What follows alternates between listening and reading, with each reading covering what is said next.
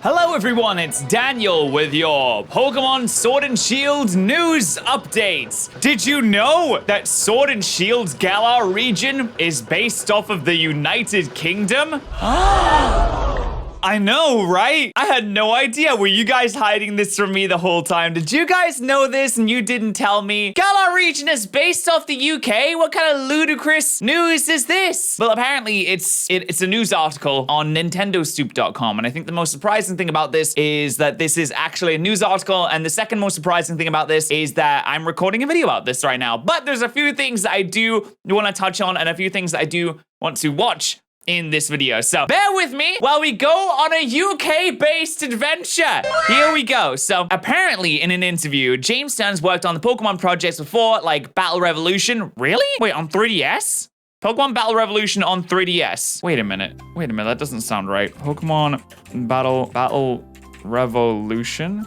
Wait, yeah, this was the Wii game. It wasn't on Wait, was it on 3DS? Pokemon Battle Revolution 3DS. This game was never on 3DS. Okay, that's not a good start article, I'm not gonna lie. When he became art director for the game, James Turner, he had two important aims. This is for Sword and Shield, by the way. One was to capture the beauty and appeal of the UK. That makes me happy. And one was to convey the true nature of the UK, such as the small details and not just the rough postcard interpretation. For example, signboards in the game were given a medieval and fantasy look. Signboards? Really? I need to have a look at these signboards, because when I looked at them, I kind of just thought it was the same way that signs are, you know, shown in the actual country of the UK, of which I live in. But all right, sure. They also tried to create a lot of variety in the region with many colorful areas to create a more fun and exaggerated version. That's what I really like about the art style and art design of Sword and Shield so far, is that it is very much like an exaggerated version. If we watch this video right here, which is from Cerebi, by the way, if it's, you know, important to you, this does look like an exaggerated version of the UK.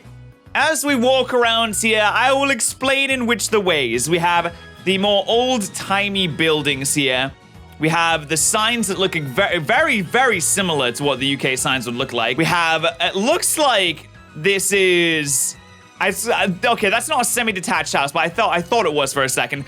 We're very this is a very rural area. You have the cobblestone down on the ground there, which is very nice. You have the lampposts, which our lampposts don't really look exactly like that, but I'll let that one slide, sure. You have, again, the cobblestone on the ground with the very hilly regions and hilly areas with a lot of flowers and vegetation around, as you might expect from a rural area of the UK. You have a very specific, unique style. Looks like kind of like Victorian style for the buildings in this. And then you have like the brick in the buildings there. And you have the marketplaces, which look exactly like a marketplace would. This shop doesn't look like something I'd walk into in a rural British town. What I really like about this, and what really makes me excited about this, is the fact that since I grew up, like, this is my home, almost. I grew up in a small coastal British town. So a lot of what I'm seeing on screen, I mean, not all of it, obviously. Like, for example, that clothes shop is not anything I saw when I was a kid, let me tell you.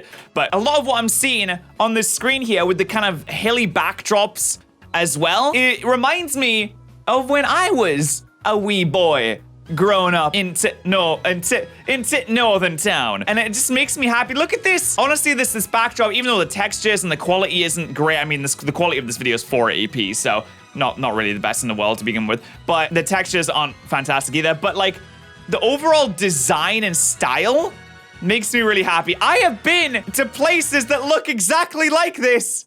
I mean, you probably have too, but it just makes me happy to know that what this game is based off of is kind of like, it's nostalgic to me.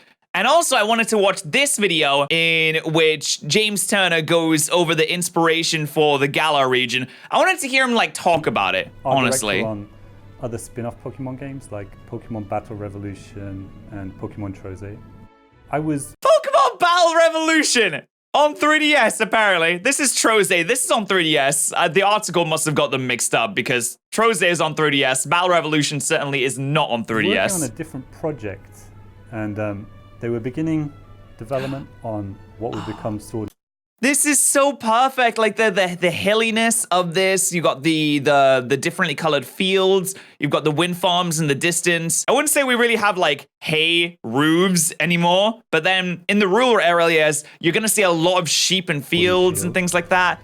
And then like in the cities, this looks actually a lot like St. James's Park, which is, it looks like a football pitch. That literally is a football pitch. Look at that. It looks like St. James's Park a little bit, which is the massive, or the big football stadium in my city. I would hear like from people working on it, like, oh, we've got something we just want to ask you about. Oh, and okay. This is like a bungalow, and this is kind of like the kind of house space you expect to see in an average British house, right? So it's not exactly like, you know, word for word what you'd see. For example, I know that Americans have the washing machine and the dryer in like its own room, whereas in the UK that'd usually be in the kitchen. It looks like in this one it's in the bathroom, which is really confusing. You wouldn't have a washing machine in the bathroom. I've never seen that before, but it is a lot more compact, and this is actually like quite a decently sized place here. It's only got one bedroom, which is a bit odd.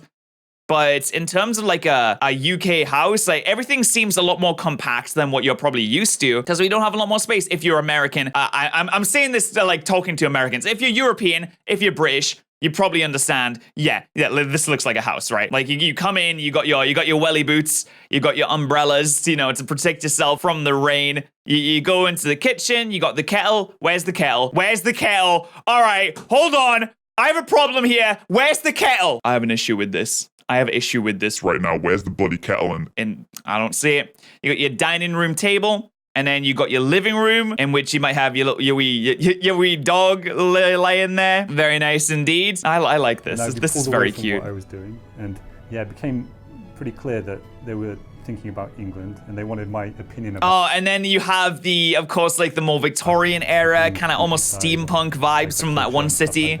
And then I started hearing, that looks very cool. All right, I don't know why there's a desert region. This is dumb. There's no desert in the UK. It's really good if you... Though I know it's not 100% word for word, like pixel by pixel, a recreation of the UK. I mean, I know that. Could come onto this project at some point. These backgrounds look really nice too. Art director for the I mean, I will say the textures, not very high quality. The textures of like things that you see in the backgrounds, I don't think it's just the Switch's capabilities. I think that's just the textures of this game just don't look that great. Like if you look at the Pokemon close up, they're fine. They're passable. But like if you look at the backgrounds too closely, then you'd be like, oh wait, this doesn't look that good. Aims that I had. One was to convey the beauty and the appeal of the UK. James Turner is my kind of man. I like this man. He seems like a good lad. You know, he's from the country, understands what the country's like, and he's the art designer, and he's had the chance to create a Pokemon game based around this country. And he's really, it feels like he's putting a lot of effort into this. It really does. Because for people in the UK, we don't really like to talk too much about the really positive and the beautiful aspects of the country. And I live in Japan, and every time I go back, like I can see, oh, this is really pretty, or this is really like a beautiful view. And I really wanted to convey that in these games. We do have very, very scenic environments, and that's what I kind of want to get across a lot, because a lot of the British people who live in the UK, it is kind of like that. Like when we talk to like American friends, what I'll find a lot is that we'll kind of shit on the UK a little bit, but I do want to kind of get across, like, there are definitely a lot of positives to this country. The second aim was to convey that's why this makes me so happy. That's why this video makes me so happy, and the fact that one of the main art designers on the game is from the UK, and the fact that Game Freak as a whole put so much effort into researching the areas that they're basing the regions around. That's why that makes me... I don't know what this is. I have no idea what this is. This is redonkulous, this is. The true nature of the UK as well. Like, not just the kind of postcard interpretation of the UK. Like, it's good to have those landmarks and kind of get a feeling of similarity, but I also wanted to convey the small details that people who come from the UK, or people who visited the UK a lot, like, they can look at them and feel really familiar. And it doesn't feel like kind of a rough interpretation, more like something that is very... Lighthouses! I remember, since I grew up in a coastal town, lighthouses are a thing that I know of. I don't know if lighthouses are common like in other countries, but there's a few dotted around like the area where I grew up in, and I've been to like visit them a bit, and they like that stands out to me too as something special as well. True to the details of the UK, that was really important to me. For example, the signboards on the route, the first drafts that I got looked very kind of medieval or kind of like fantasy kind of style signboards, but I asked them to revise that to get it close. Yeah, good. See, this is why James is good for this, because they tried to go medieval and fantasy when we don't have medieval signs. Like, you might have signs from like maybe like the Victorian era or maybe like the 1900s or something like that, but the signs very much don't look like, you know, ye old point towards thine castle to see thine king signs. It's not like we're trapped in time or something like that. We do have aspects and we do have monuments, I'd say, or things from that era. Sure, definitely we do, but it's not like every single thing is like we're trapped back in the medieval age and we haven't advanced since then and nothing has happened since then, right? Like, I'm glad that there's someone that saw that and was like, hey, wait a minute, that's not how things look. Closer to how it actually is in the UK. And those kind of small details, I think, kind of create a sense of familiarity for people who live there or visit there. The one thing that I don't think has been shown in this video yet is like the road signs, or like the signs that they show to like point out the different routes and stuff like that we've seen in different videos is exactly like the ones that you'd find in the UK, which is like, I've never seen that in a video game before. And honestly, it is so nice to finally be represented. We tried to create a lot of variety in the region as well. Like, it is based on the UK, but I'm trying to see if I can like find that. I haven't seen one yet. Colorful locations as well within the game to create a sense of adventure. No, damn it. Like an exaggerated version of the UK. Yeah, it is. It's exaggerated. Okay, that's just more fun. Yeah, more fun, exactly. Oh, that's so cool. See, that I appreciate that. I very much do appreciate that. I couldn't find any of the signs. Look at like texture off in the distance. Oh no. Oh no. That's a massive mountain that just looks like someone spewed on it. Oh no. All right, and the other thing that I wanted to look at here was that the Koro scan for this month has been revealed that shows this is Nintendo Soup again, by the way.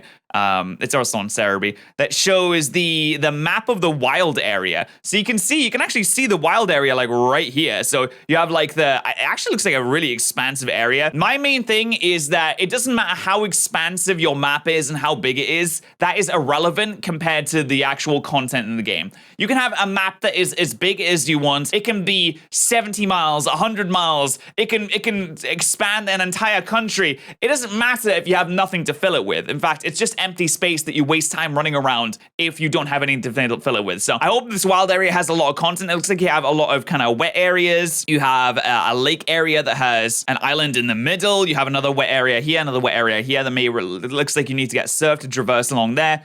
Of course, you have like the deserty area that has a little bit of water around it as well. It looks like there may be some kind of gate here that you can't bypass until like maybe you hit a certain point in the game.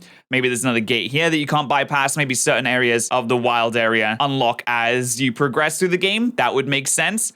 We can't really like work out or decipher what is on that just yet. I don't believe so. Maybe that'll be in the issue, but it looks like it will be kind of big and expansive, sure, but like you need a lot of content, more than just the raids, more than just wild Pokemon. You need more than that to fill up this area. You need maybe even quests, maybe NPCs that walk around with you as well, maybe events that happen as you traverse through this area, because it needs to be more than just something that you walk around to look at Pokemon, you know? It needs to be more than that, at least in my opinion, to make it a successful area. But I guess we'll see when we get more information about that. But it does look to be pretty expansive, which is kind of cool. Do like that quite a bit. But yeah, apparently, Sword and Shield's based on UK. I had no idea. Let me know what you think about that in the comment section below. Let me know what you think about this wild area map in the comment section below. If you like the look of the wild area map, I will say it does look like a boot. This wild area map looks like a boot. You see, you put your foot in here, it comes along there, there's the boot. There's the boot right there. The wild area is a boot. So if you made it this far in the video, hashtag wild area is a boot in the comment section below, just to see how many people made it this far in the video. And if you did make it this far in the video, make sure you follow me on Twitch, Twitter, and Instagram. All those links are in the description. I'm not gonna go anywhere until you do it. Did you do it? Okay, good. Twitch, Twitter, and Instagram could too for all the cool things that I do. Thank you so much for watching, and I'll see you guys next time. Thank you so much to our Twitch subs and YouTube members of the day. Remember, if you are a YouTube member or a Twitch subscriber, that both gives you access to the sub Discord, and I appreciate you supporting the channel. Thank you so much, guys.